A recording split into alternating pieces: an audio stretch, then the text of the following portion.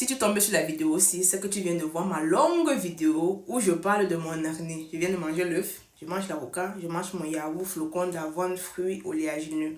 J'aime l'alimentation parce que je n'aime pas les médicaments. Si je peux tout faire, ce qui est en mon pouvoir pour éviter les médicaments, je vais faire. En fait, je n'aime pas la dépendance tout court. Je trouve que la liberté, c'est l'un des plus beaux cadeaux qu'on peut offrir à l'être humain. Parlant de dépendance, j'ai dit un jour dans une vidéo où je parlais des poudres de protéines que je ne veux pas être dépendante de ça. Il y a une fille qui est venue me dire que non, écoute, personne n'est dépendant des poudres de protéines. On en prend parce que c'est une bonne alternative à la farine. Je lui ai demandé pourquoi je vais chercher une alternative à la farine. Est-ce que j'ai un problème avec la farine? Un médecin ne m'a jamais posé un diagnostic où il me dit franchement, la farine te crée des problèmes, il ne mange plus jamais la farine. Ma chérie, quand je parle de dépendance, je parle de dépendance pas au sens de l'addiction comme toi. Imagine, non, j'arrive dans un endroit, je m'installe et je n'ai pas accès aux poudres de protéines. Si c'est avec ça que je construisais mon muscle, je fais comment? C'est en ce sens-là que je parle de dépendance en fait. Donc en gros, quand je parlais de poudre de protéines et que j'ai dit dépendance, ce n'était pas pour parler d'addiction ou de drogue. Pour qu'on qualifie un produit de drogue, il faut que ça modifie le cerveau et que ça rende addictif. Anyway, c'est un autre débat. En gros, je n'aime pas tout ce qui est comme les médicaments. Parce que je n'ai pas d'abord une bonne expérience même avec les médicaments. Un jour, je lavais mes cheveux. Comme toute bonne personne normale, avec le shampoing, la mousse est entrée, j'ai un peu rincé. Comme une personne normale. Au bout de 2-3 jours, mon oreille commence à chauffer. Ça me fait mal. Qu'est-ce que j'ai fait? Je suis allée à la pharmacie, acheter l'eau oxygénée, venir mettre dans mon oreille. Je n'ai pas dit pourquoi j'ai acheté l'eau oxygénée là à la pharmacie. Si j'avais au moins se dit pourquoi, je crois qu'on m'aurait conseillé que non, on ne met encore rien à l'intérieur avant d'avoir rencontré un ORL. J'ai mis, ça a aggravé la situation, ça a rendu mon oreille humide, ça a commencé à couler. Donc je sentais que l'oreille est humide, il y a un peu d'eau dedans. Quand il faisait comme ça là, je croyais que l'eau là allait un jour finir par sortir. Mais non, c'est pas le genre d'eau qui sort là.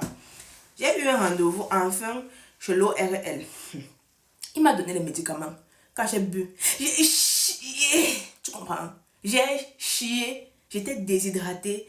Je voulais prendre mon téléphone pour appeler les urgences pour dire que venez me sauver. Je suis en train de partir. Il n'y avait pas la force.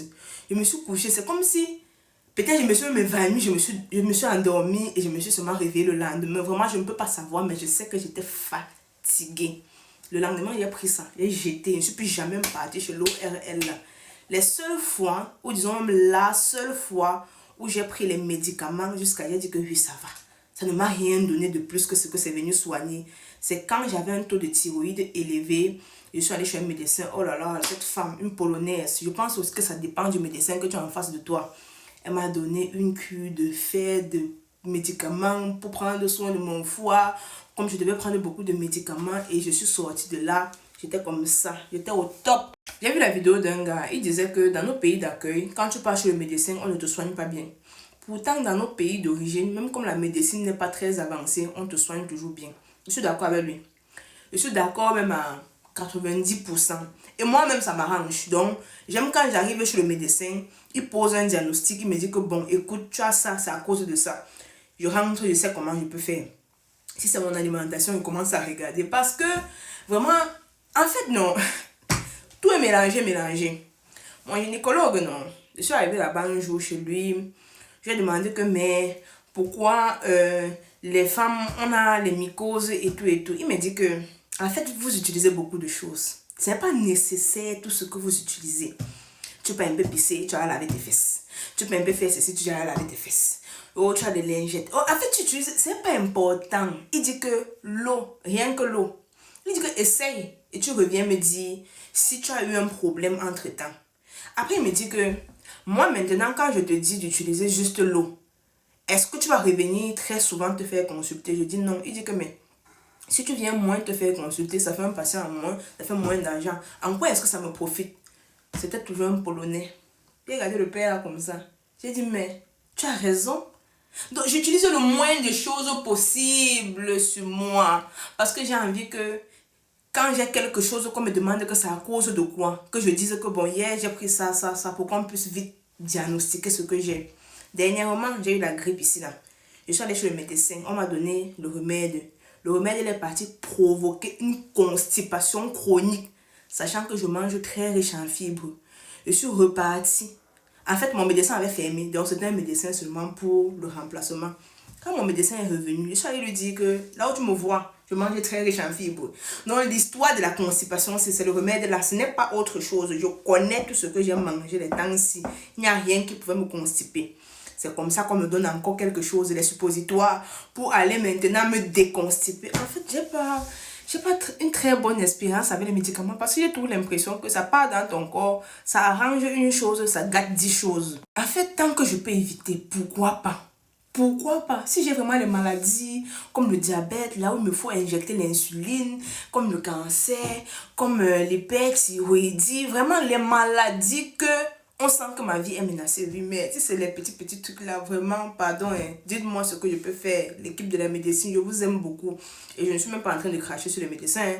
Il y a les médecins, il y a les enseignants et il y a les gens de l'armée. Franchement, vous faites un travail qui est extraordinaire. Big up à vous. Vraiment, merci pour le service. Merci pour tout ce que vous faites.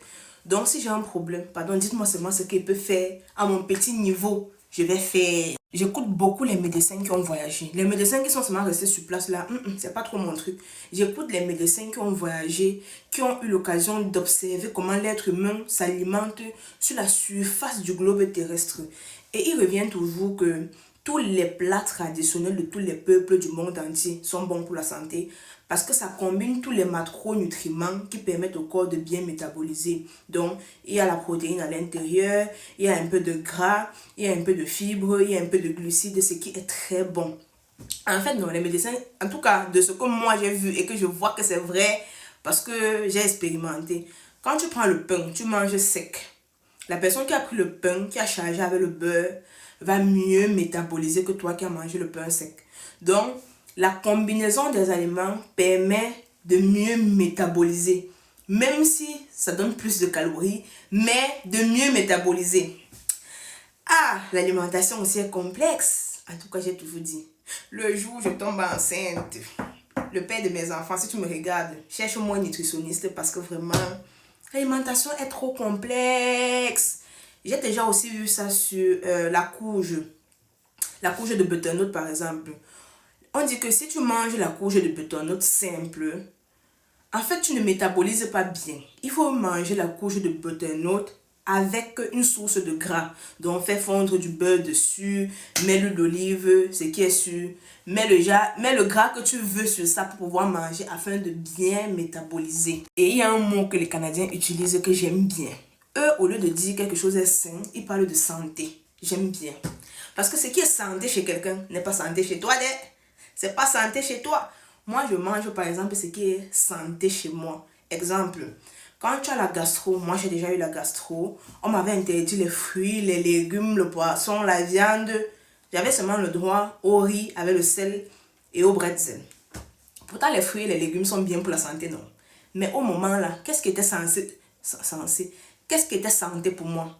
N'est-ce pas, c'était le riz avec le sel ou bien les bretzels, les glucides, les choses sur lesquelles on dit tous les jours que oh non, ça dans le poids, oh non, ça va aller gâcher ton corps.